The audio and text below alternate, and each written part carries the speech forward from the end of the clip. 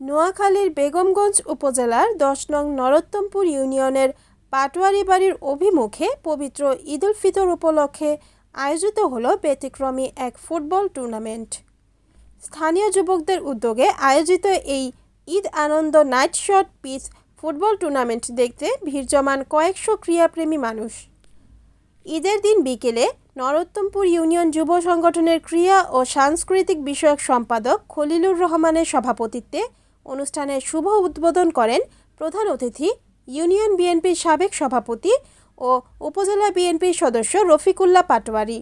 খেলায় বিশেষ অতিথি হিসেবে উপস্থিত থেকে উৎসাহ প্রদান করেন ইতালি প্রবাসী ফরমান উল্লাহ, ইউনিয়ন যুবনেতা ও বিশিষ্ট ব্যবসায়ী মাসুদ পাটোয়ারি, ইউনিয়ন বিএনপির সাবেক যুগ্ম সাধারণ সম্পাদক মাহবুবুল আলম তফন, জসিম উদ্দিন ও সহযুগ্ম সাধারণ সম্পাদক ইয়াসিন টিপু। বিশেষ ক্রীড়ানুরাগী মোহাম্মদ নিজাম উদ্দিন, ইউনিয়ন জামায়াতের সহসভাপতি মোহন, ৫ নং ওয়ার্ড বিএনপির সাবেক সভাপতি কবির আহমদ ও স্বেচ্ছাসেবক দল নেতা সবুজ মির্জা। সার্বিক সহযোগিতায় ছিলেন ইউনিয়ন যুবনেতা ও বিশিষ্ট ব্যবসায়ী মাসুদ পাটোয়ারি, ইতালি প্রবাসী আব্দুল মোতালেব স্বপন, কামরুল ইসলাম ও মুস্তাফিজুর রহমান সহ এলাকার অন্যান্য ব্যক্তিবর্গ। উৎসবমুখর পরিবেশে অনুষ্ঠিত এই টুর্নামেন্টের মধ্য দিয়ে ঈদের আনন্দ সাধারণ মানুষের মাঝে আরও ছড়িয়ে পড়ে। আয়োজকরা জানান, যুব সমাজকে মাদক ও খারাপ কাজ থেকে দূরে রেখে সুস্থ বিনোদন দিতেই প্রতি বছর এই ধরনের আয়োজন করা হয়।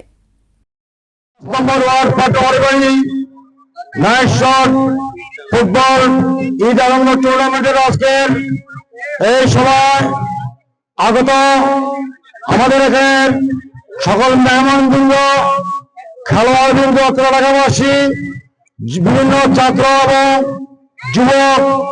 যুব সংগঠনের নেতৃবৃন্দ এবং যুবক ভাইরা, আমি আপনাদের উদ্দেশ্যে একটি কথা বলবো।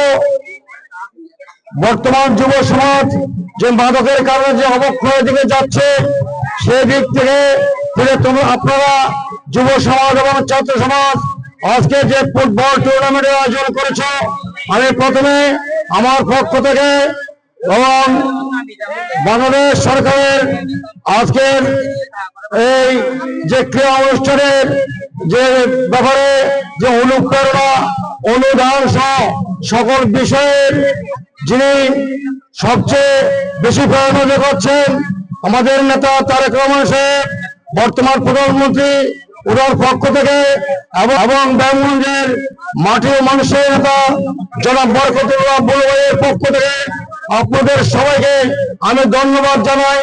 এবং আমি আপনাদের প্রতি একটি অনুরোধ রইল, আপনারা খেলাধুলার পাশাপাশি সামাজিক যে কোনো কাজে এগিয়ে আসবেন, ধর্মীয় কাজে এগিয়ে আসবেন, মাদককে না বলবেন, কোন ধরনের অসামাজিক কাজের সাথে কখনো লিপ্ত হবেন না। সকল ধরনের অসামাজিক কাজ আপনারা প্রতিরোধ করবেন। আমি কথা দিচ্ছি, ইনশাআল্লাহ আমি এই ব্যাপারে আপনাদেরকে সর্বাত্মক সহযোগিতা করবো, আর্থিক, মানসিক এবং সকল দিক দিয়ে, প্রয়োজনে প্রশাসনিক দিক দিয়েও ইনশাআল্লাহ সর্বাত্মক সহযোগিতা করবো। আপনারা এইভাবে যেভাবে এই খেলাটা গত বছর হয়েছিল, এই বছর হচ্ছে, ইনশাআল্লাহ এই ধারা আপনারা ভবিষ্যতেও এগিয়ে নিয়ে যাবেন, এই আশাবাদ ব্যক্ত করে পাশাপাশি আগামী দিনে আপনাদের সুন্দর জীবন, সুন্দর ভবিষ্যৎ কামনা করে আমি আমার সংক্ষিপ্ত বক্তব্য এখানে শেষ করলাম। খোদা হাফেজ। বাংলাদেশ জিন্দাবাদ। আসসালামু আলাইকুম ওয়া রাহমাতুল্লাহ। Report Mohammad Sumon Bhuiyan, NN TV, Noakhali.